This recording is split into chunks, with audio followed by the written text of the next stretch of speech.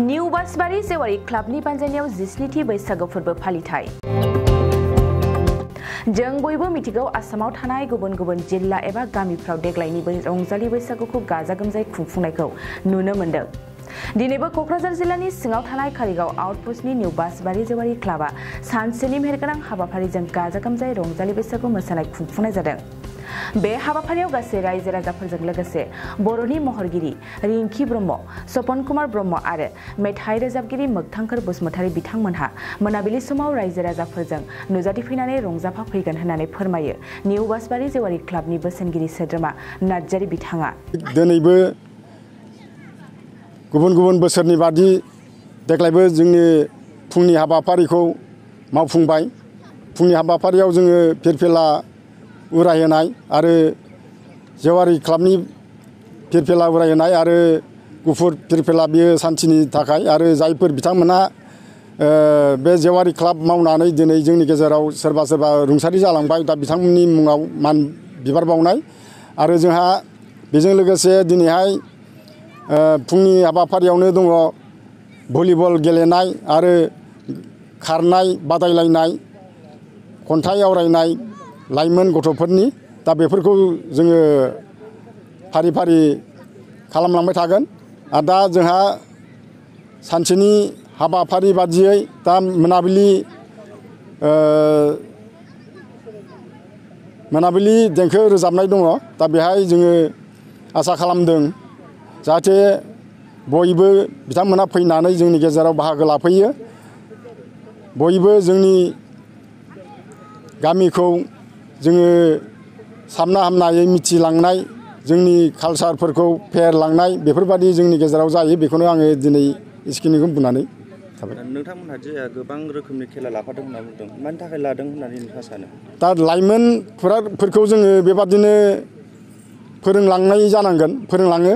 दा बे खारनाय बारनाय बेबादिनो भलिबल बेफोरखौ जोङो माब्रै क्लाबनि दारै जौगाहोनो हायो आरो भबिष्यतआव जोंनि गथ'फोरा बोरै खेला दुलायावनो होन मोसानाय मेथाइ खननायाव बोरै जौगालांनो हायो बिनि थाखाय लाफानाय जादों। गोदान बोसोर रंजालि बैसागुनि मा बुंनो सानो, मा हामलायथि बावनो सानो नोंथाङा? जोङो जेवारि क्लाबनि जानानै बेखौनो हामलायथि बावहरदों। देग्लाय 1430 बे बांलानि बोसोर गोदानाव जोंनि गासै समाज रायजो राजा आरो लाइमोनफोरा जाहाथे गोदान मिजिं लानानै इयुनाव दावगालांनो हायो। फरायनायावनो जा, साख्रि बाख्रि नागिरनायाव जा, खामानि दामानि जायखिजाया खामानियावनो देग्लायनि बे गोदान बोसोराव गोदान मिजिं लानानै दावगालांनो हायो, बेखौनो आं खावलायगोन आरो।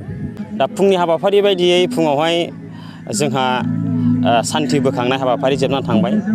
आफादनि फिरफिला बिरहोनाय, गोजोननि फिरफिला बिरहोनाय आरो निउ बासबारि जेवारि क्लाब आरो निउ बासबारि गामियाव थानानै जाय बिथांमोनहा जौगानायनि थाखाय खामानि मावलांबाय, बिथां गेदेरमामोनखौ गोसोखांनानै मान बावनाय हाबाफारि, बिबार बावनाय हाबाफारि बेबो जोबनानै थांबाय। खोब गोजोननाय मोन्दों।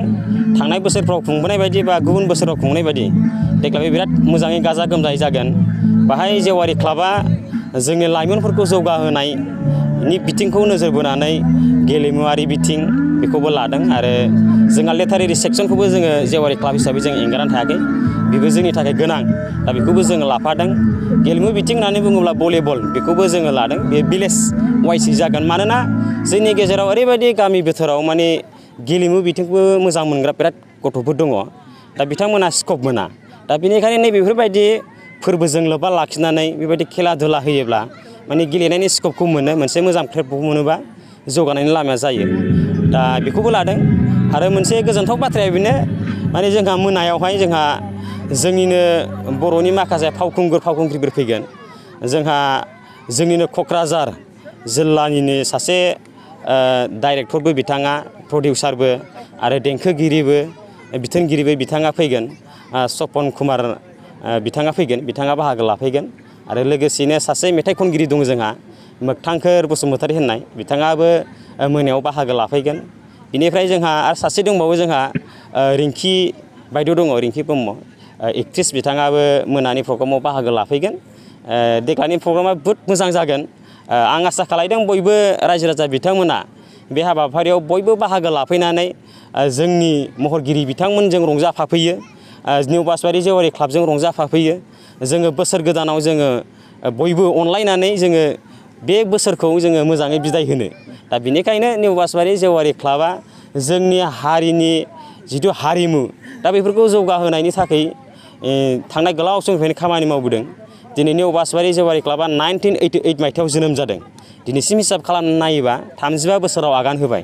दा बे गोलाव समाव गासैबो बिथिंखौ जौगाहोनायनि थाखाय दिनै जेवारि क्लाबा खामानि मावदों आरो बिदिनो बैसागु बोथोराव जोङो रंजा बाजाखौ गारनानैब्लाबो गेलेमु बिथिं, थुनलाइयारि बिथिं आरो रंजा बाजाखौबो लाफानानै बेफोरबायदि हाबाफारिखौ खुंफुंबाय थानाय जादों आरोखि। 2023-24 सोलोंथाइ बोसोरनि थाखाय गोदान मुं थिसननाय लानानै फैदों बड'लेण्ड एकाडेमि सिनियर सेकेन्डारि फरायसालिया।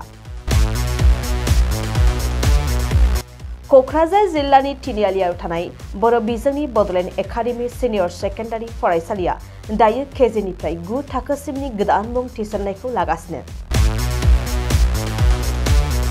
बड'लेण्ड एकाडेमि सिनियर सेकेन्डारि फरायसालियाव गुनगोनां सोलोंथाइ होनायजों लोगोसेयैनो नोंथांमोना बे फरायसालियाव थानाय जानायनि हस्टेल खाबुखौ मोननो हागोन। बेजों लोगोसेयैनो बे फरायसालियाव एक्सट्रा टिउसन आरो इंलिश स्पिकिं कर्सखौबो फरायसाफोरनो होनाय जायो। गोसो गोनां फरायसाफोरा मुं थिसननायखौ बाङाय बेसेनावनो मोननो हागोन। बेनिखायनो बड'लेण्ड एकाडेमि सिनियर सेकेन्डारि फरायसालियाव फरायसा एबा नोंथांमोनहा मुं थिसननायनि बागै मिन्थिनोब्ला नैबे मबाइल नम्बर 9101488399 नङाब्ला थोंजों फरायसालियाव थांनानै खौरां लाहैनो हागोन।